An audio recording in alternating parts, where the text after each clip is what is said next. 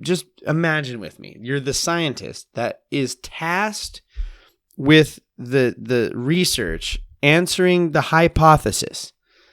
The sweat glands on the area between the butthole and the genitalia are different than the sweat glands on your hands.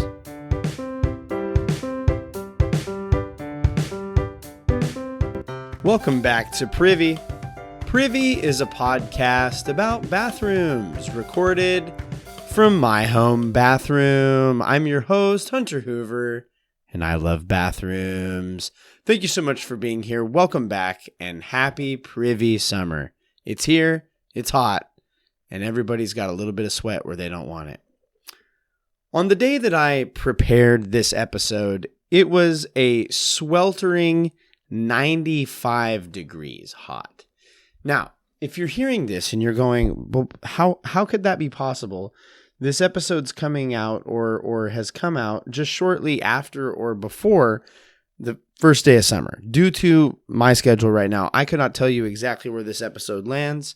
However, it shouldn't be this hot. And it's cooled off. It's the day of record. It's actually cooled off a bit. But still, I got in my car and it said 101. It's June. That's like late July, mid-August death temperature. I'm not mentally or physically prepared for that. Something my doctor let me know today. It's not even summer yet. You're telling me the summer sun it's good for making my lawn brown. It's good for making me grumpy. And it brings on the big summer sweatin'. It just really puts a big sweat right on your backside. Here on Privy, we're concerned with sweat. Particularly because I'm a sweat monster. And sweat often intersects with many of the things that we have going on in the bathroom, which is directly related to how that sweat interfaces with our downstairs zone, your privates and other areas. There's a lot of products and workarounds and tips and tricks and things that you can employ to help fight the summer sweatin'. And we're going to look at a few of those this episode. But before we dive in to look at how can I remedy my big wet stink, we need to get a feel for sweat. Really get a flavor for sweat and really just inhale, really sniff in the essence that is sweat. Really wrap our minds around and get acquainted with and really just get in over our heads with the concept of sweat. And to do so, we need to look and dive head first into the pool that is the history of sweat. Yep.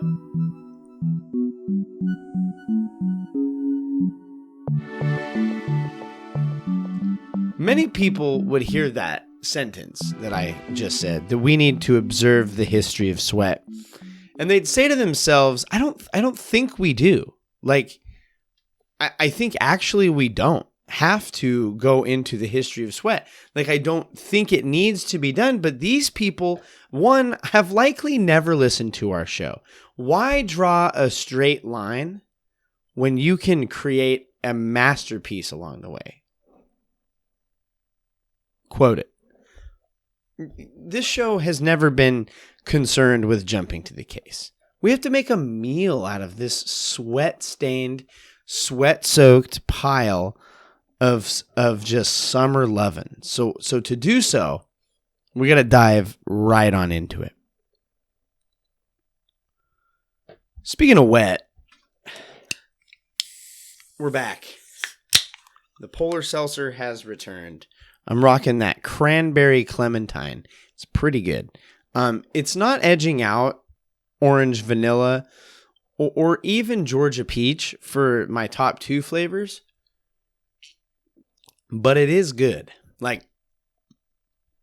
It is good. And it would be reductive to say that what we're going to talk about is a history of sweat, because really, sweat's history, like the history of sweat, has been around as long as people have been like hot and getting sweaty. Like, pretty much like was there people, and that's how far back sweat goes. Rather, when we say the history of sweat, we're going to stroll through the history and understanding of what sweat is and why we sweat. Like, how did we come to understand this thing? And with so many topics that are either directly or semi-directly related to the medical world and bathrooms, we begin our look at sweat in none other than ancient Egypt. Ancient Egypt, we're back. I got my Pokemon bucket gardener's hat. It's a classic tourist. It's Summer Sweatin. You got to have a summer hat for Summer Sweatin. And we've ventured into ancient Egypt so often on the show. It's such a place that is rife with information for this podcast to sow its bathroom seeds, if you will. The ancient Egyptian view of sweat was really complex in nature, actually. Some accounts seem to suggest that in Egyptian mythology, humans were created as a byproduct or from the result of the sweat and tears of the god Ra. And it's difficult to determine in this mythology and this story whether it is literally his sweat and tears or if it's like, like a euphemism for Ra's hard work, like his sweat and tears. Now, either way, some accounts of Egyptian culture then, because humans derive from this sweat, regard sweat in it highly, and they view it actually as a connection to the divine. If that's the case, when I'm at the gym, here's what I know.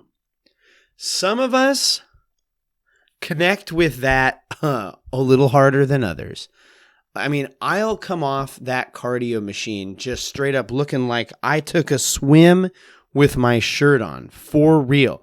Honest. It's wet out here in the gym. But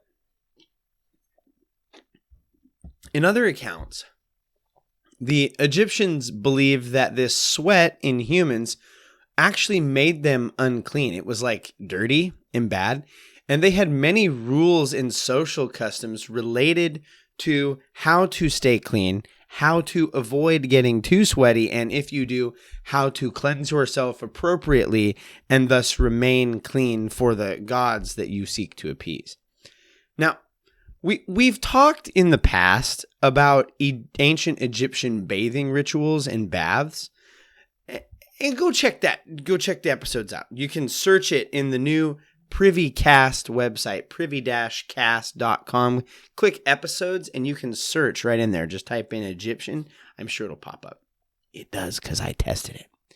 But in those episodes, one of the things we learned was that for many of these ancient cultures, not just ancient Egypt, for many of these ancient cultures, cleanliness, the idea of being clean, like rubber ducky, squeaky beaky clean, is literally next to godliness. Like cleanliness is next to godliness. For them, that was very true. Like if you want to appease your God, you had better be clean. To be clean made you able to interact with that deity and please them in some way. And it's really unfortunate, to have this view and this religious system that is so, worried about your sweat. It's unfortunate that they lived in such a hot desertous, sweaty part of the world. I mean, like, could not Ra, if he's going to set this system up, or whichever thing that they're worshiping, could they not have plopped them down like somewhere like mid country Canada, where it's a little drier and a little bit like less wet and less sweaty? Like, I mean, there's lots of places where I feel like Egypt and like the desert is like the primo location. Maybe a rainforest would be worse, but like it's like the worst spot if you don't want to get sweaty. Anyway, it's just a bummer, you know, that's where you live, and then like sweat's a problem to like your whole religious thing. This view related to and connected to the idea that sweat was your body's way of ridding itself of demonic sources and quote unquote bad humors. Now, this idea became more popularly shared in ancient Greek and Roman cultures and was put into writing by Hippocrates, specifically the humors. But I want to note this idea of like you're sweating the demons out. Like, again, they probably thought that, oh, this magical moisture that just appears on my arm, where is it coming from? Like, it's got to be and it stinks. Ooh, and stinky stuff is evil. And you can kind of see where these ideas develop from. But this idea that you are leveling out, or that it's related to balancing your humors, was further written about by Hippocrates and other quote-unquote physicians of their day, these Greek and Roman physicians. And you know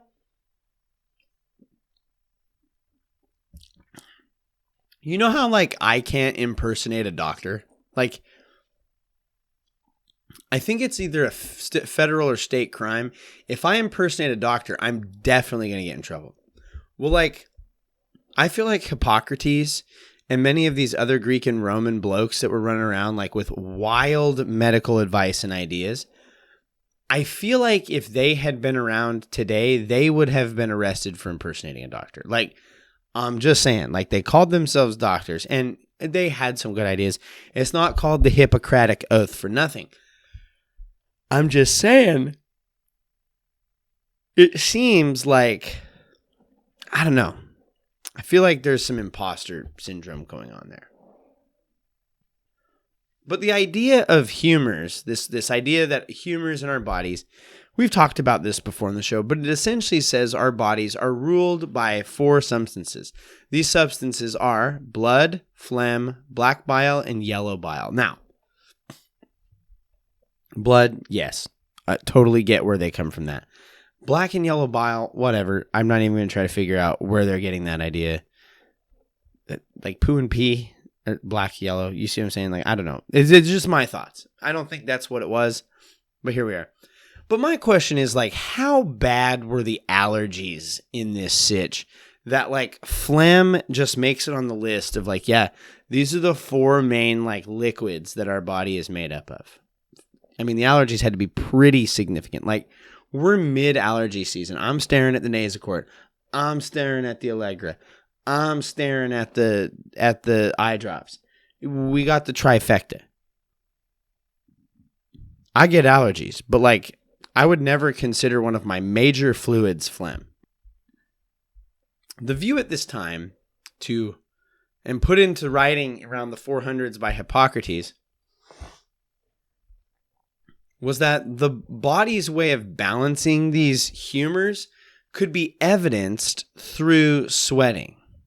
Now, it was kind of like the sweat indicates that your body has an imbalance of these humors and is working to right course inside of you. That, like, it's trying to do work to make your body be balanced in this way.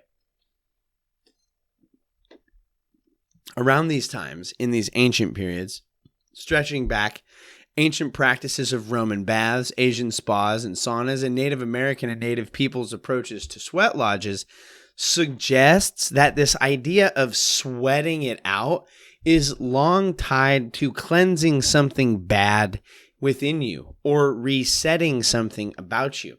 Either way, whether the sweat or something process going on inside you, it was viewed for a long time that sweat is an indicator of something wrong. It was viewed as, this is either evidence of or a sign that your body has something wrong and is trying to correct that. This view would be the primary view held about sweat up until 1833.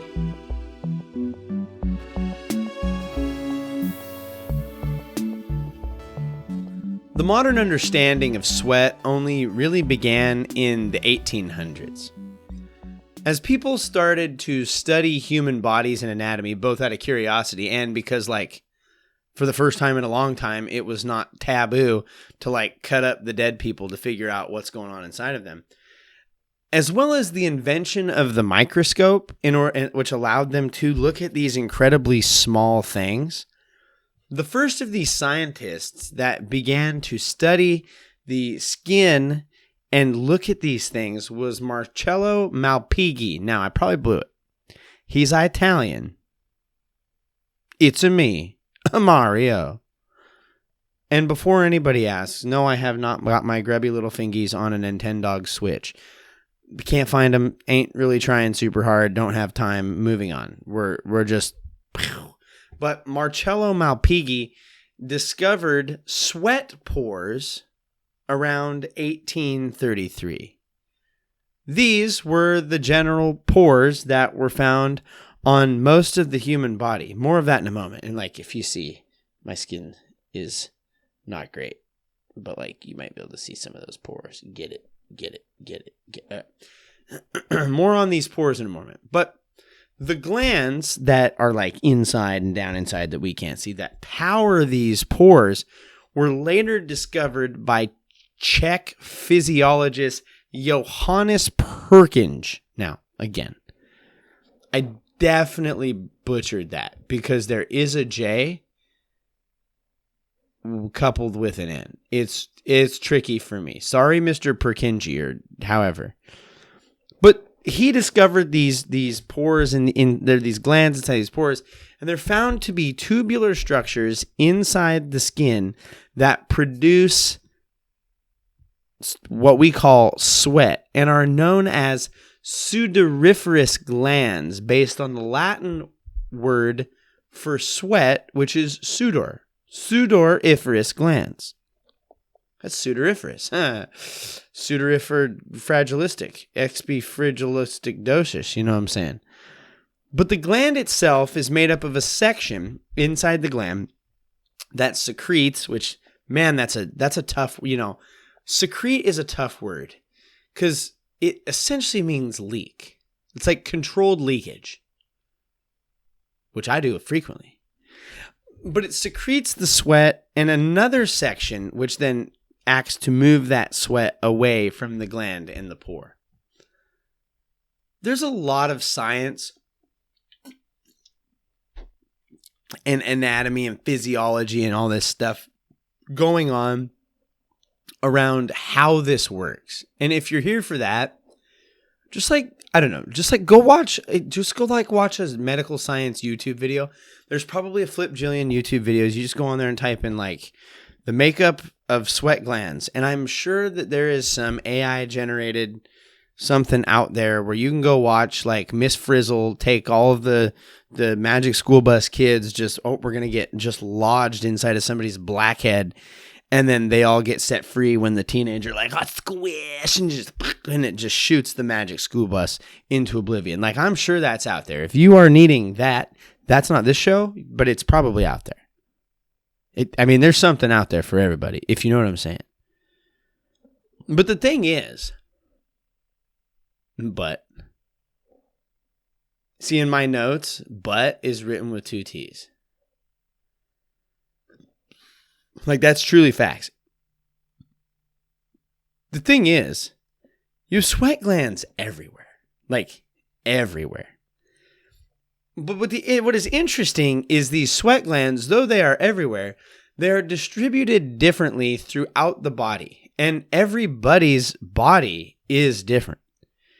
Even your palms and fingies have sweat glands, though they're sometimes not as active depending on like callus and dry skin and all that stuff. And other parts of your body, like your armpits and your crevices, tend to have a different feature. We'll talk about that in a moment. But this different density and distribution of sweat glands and sweat pores was first investigated by Karl Kraus of Germany. Later, Henry Gray of Great Britain suggested that the concentration of these pores was about 370 per every centimeter on your palm, and the back of the hand was about 200 per centimeter. Your forehead has about 175 a centimeter. Your arms, chest, and tummy, about 155, and your legs have more than 60 to 80 per centimeter. And something became evident as they studied sweat glands more and more. Some of these sweat glands were different than the others, either in size or in output. In 1887, the idea of sweat glands was separated by what they secrete, and really this served to focus in on sweat glands versus more oil-producing glands.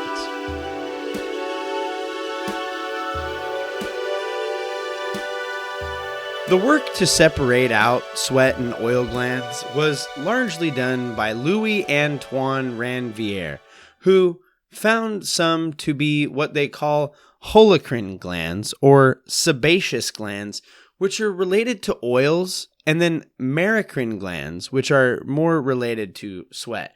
And my understanding is the difference between holocrine and merocrine is like how they output the stuff that they output.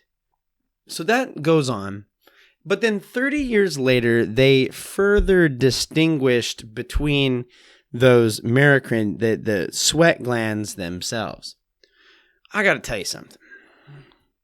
You got to be way into sweat or way into science, or maybe you're just a deviant. I don't know. To be parsing out the difference between these sweat glands to this varying degree.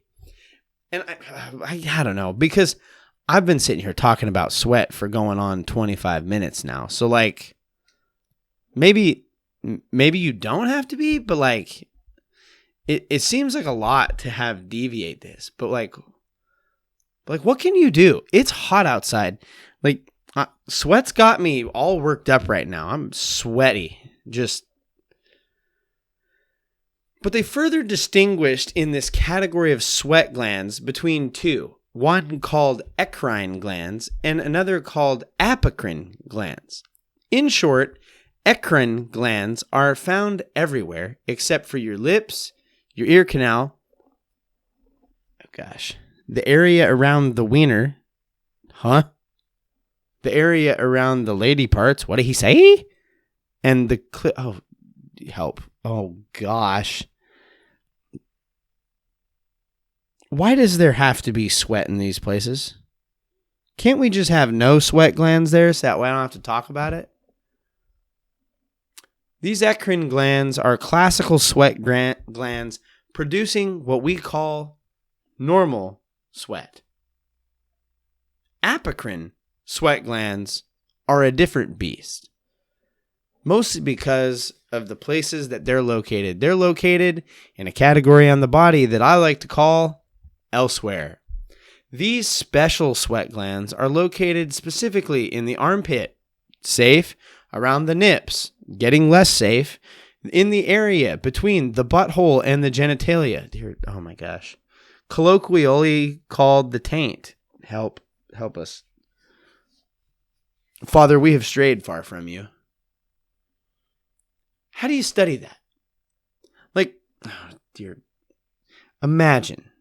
Just imagine with me. You're the scientist that is tasked with the research, answering the hypothesis The sweat glands on the area between the butthole and the genitalia are different than the sweat glands on your hands.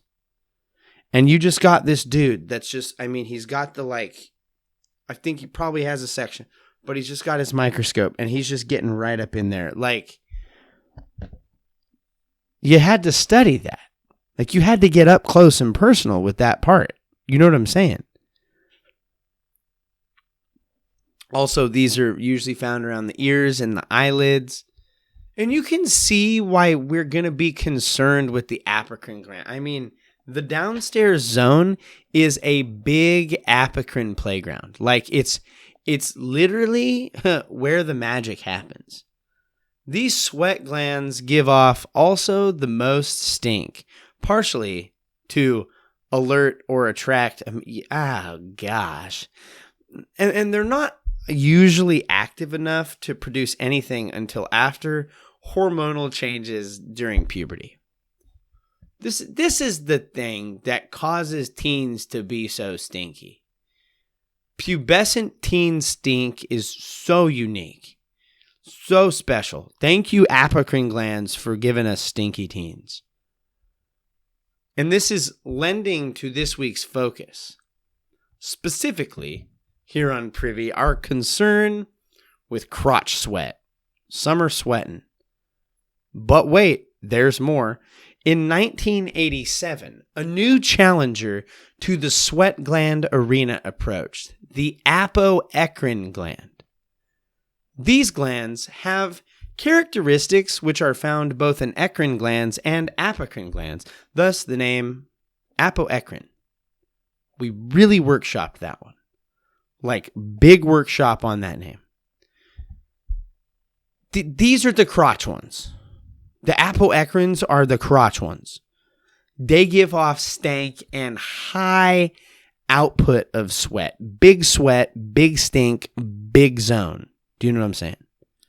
And so you have eccrine glands in the booty zone, in the cracks and crevices, coupled with the apocrine and apocrine glands of the genitalia and other areas, and it results in a big sweaty stink. But how?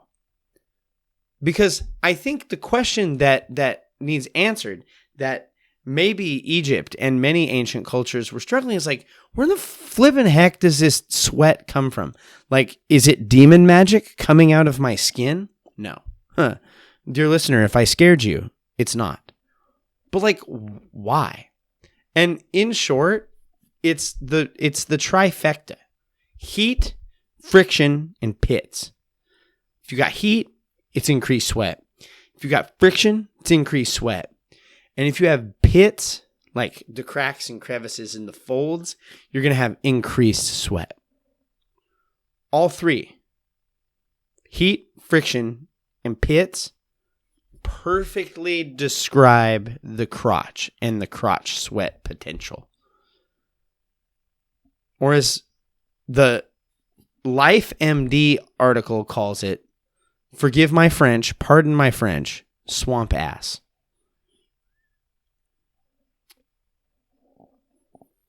That's Shrek's nickname in high school. You know it was. And they note that your diet can also bog your swamp. Spicy foods, caffeine, dang it, being fat, shoot, having diabetes, got cleared today, we're good, can all make your butt and crotch sweat more. Fat guy booty sweat. TM, no. Sweat swamp, though, if left unchecked and unattended to, can cause mad swamp chafing. You ever seen anyone do what I like to call the Disney waddle? Where like they've been walking around in the summer sun, the California or Florida sun, and they've glad-handed Mickey, they've glad-handed Goofy, they've hit Splash Mountain, Tiana, but whatever, it's Splash Mountain. They've eaten the thing. And I mean, they've been around Disney for hours. I mean, we got to get our money's worth. We're there for like 12 plus hours. And now we got to walk out to the van. Oh gosh. Hair. Gross. But like, and they've got that like, where they're trying to walk all bow-legged so their legs don't touch. It's the Disney waddle. The movement has caused what is medically and scientifically known as ultra mega chafe. And when ultra mega chafe happens, things get freaking nuts. Sometimes on your nuts.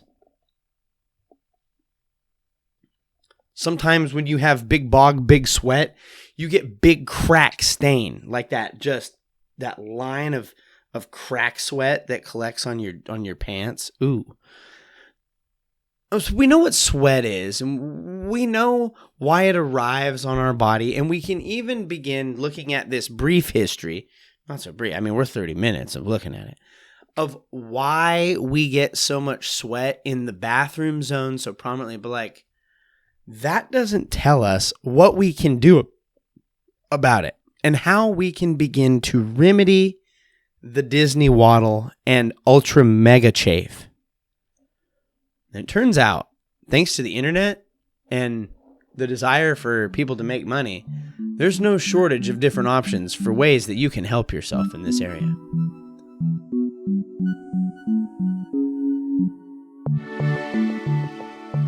I want to know, some of these remedies and life hacks, if you will, are specific solutions to sweat of really any type. Like, they don't just apply to your zone and your swamp,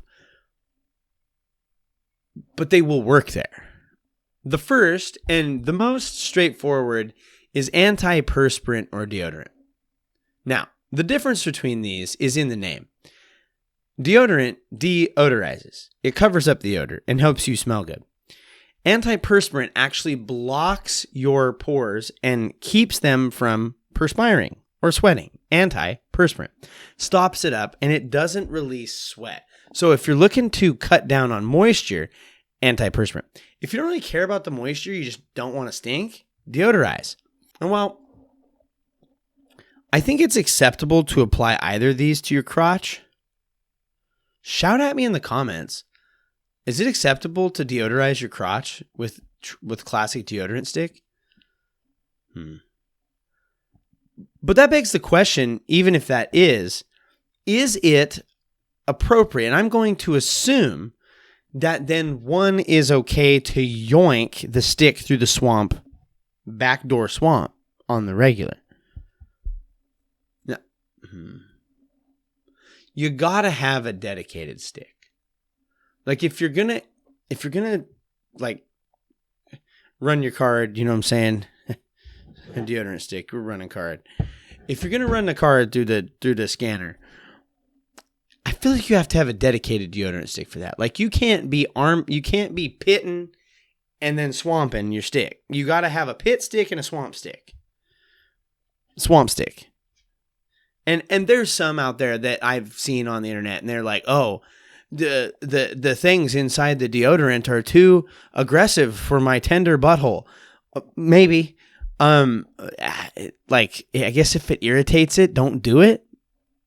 Like, you don't need to yam it up in there. Just like, I don't know. What are we doing? What is this podcast right now? Another great option, moving on, is powders. Powders are good because they help absorb moisture. They help capture the sweat that thus leads to chafe. These powders can be game changers for sure.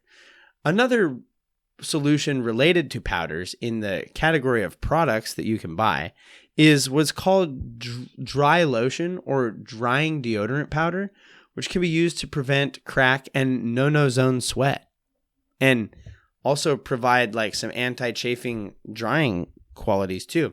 I don't know. It's weird. There's a smattering of wipes and things that you can wipe yourself down, pads that will help absorb the sweat and help you not sweat. In some cases, you just put the pad right in the underwear. Sweat pad, swamp pad, maxi swamp. Tim. Another good recommendation, though, is to use moisture wicking fabric for your underwear. And I want to say this is, I might irritate some people on this. I'm not convinced that moisture wicking is real. Like, I'm not convinced of that. We're not platypuses.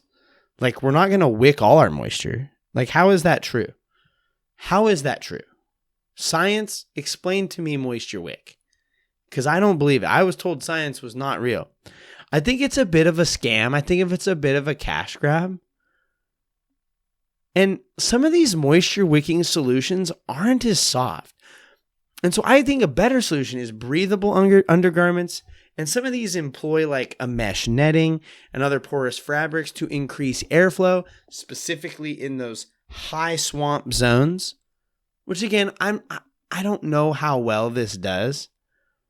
For me, and my approaches to avoiding ultra mega chafe is it is important to separate your skin from your skin. You don't want your skin to interface with other skin. Consider this a Hoovy's summer anti-chafe hack, which is this. As often as you can put a piece of clothing between the skin in any circumstance when you are anticipating big sweat, you will, when you put a piece of clothing in between, directly decrease your chafing potential. And I am convinced that this is why Hoochie Mama white girls wear, for whatever reason, long leggings in the summer. This is the only possible solution, is because they're trying to cut down on the Disney waddle. Now, it seems counterintuitive, I admit, but I know it works. As a fat kid, it does work. Long underwear in summer can help. It seems backwards. You would think you want to don your short shorts when the summer suns hit. And yes, you might increase summer sweating, but if you separate skin from skin, you will cut back on ultra mega chafe. That's facts. Healthline recommends that you should, quote, and this is a direct quote, let your butt air out from time to time. Now, like, I understand the game. I'm not going to say I respect the game. I think you have to play the game to respect the game. And I ain't playing this game. But like, if you're gonna air dry your butthole, how's that gonna look? Like, really now, someone just walks in, and in the words of Ozzy Man, you've got spready to the gods, full exposure, just to air dry. The goal is to air dry. At that point, just get a freaking hair dryer and just dry it off that way. You don't need to expose it. And I think this is related, but like, there's people that tan that zone. Like, the context and the setup to tan that area is wild. Like, you have to be outside or in a tanning place, which is, I think, considered public. You can't just like expose it. What are we doing? It's wild. There is one other sweat-related tip that we do need to address. If it's going to be hot and you're going to be sweating, it's okay. Sweat happens, but here's the deal. Privy listener, when it comes to sweaty swamp, you have to check the toilet seat when you are done. When you get up, you have to take a peek at that seat. Do you know how often I go into the men's staff bathroom at my place of work, and the toilet seat has this weird, like, sweaty, oily sweat stain in the shape of someone's butt and legs on the seat? Like, square up, brother. Like, figure it out. The rules for peeing on the seat apply. Be a sweetie and wipe the gal dang sweat-soaked seaty, please, for the love of all that is privy. It's not hard. It's not hard. No one wants to sit on your poo sweat people. Please. It's hot out here. This is not something that we need to add to the pile that we need to take into account. Do what you need to do to help the sweat swamp situation along.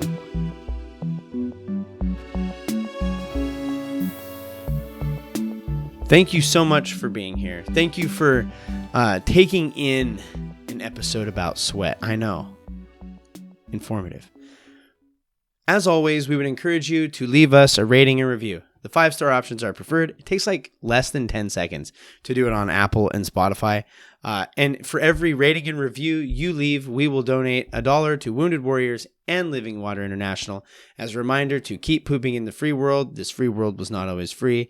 And as a reminder that we are pursuing cleaner water for all because not everybody has it yet. Visit us on social media. We're at Privycast. You can find me. I'm at Owlet7. Go check out Randy Bowles at Randy Bowles. Follow the Privies on Facebook, our Facebook group. You can find that. And all of those links are available via our website, privy-cast.com. There's a link to a sticker store there. And we have a sticker mule store if you want. Unfortunately, I haven't figured out how to get it to where you can buy a single item for cheaper. I'm working on solutions to that problem. Bear with me. If you are interested in some of the stickers you see, but you don't want to pay for more than one, reach out. Send me an email, privycast@gmail.com, or you can hit me up on social media and we'll see what we can do. I have some stickers that I've ordered and I'd love to send them to you and we can work out how that looks as far as payment. Also, just a little transparency thing. A lot of that, whatever money is generated, it goes towards supporting that Wounded Warriors, Living Water, and some of the licensing things, fees, and to like equipment and things that break and stuff like that. I'm not sitting on a large fortune. Don't you worry.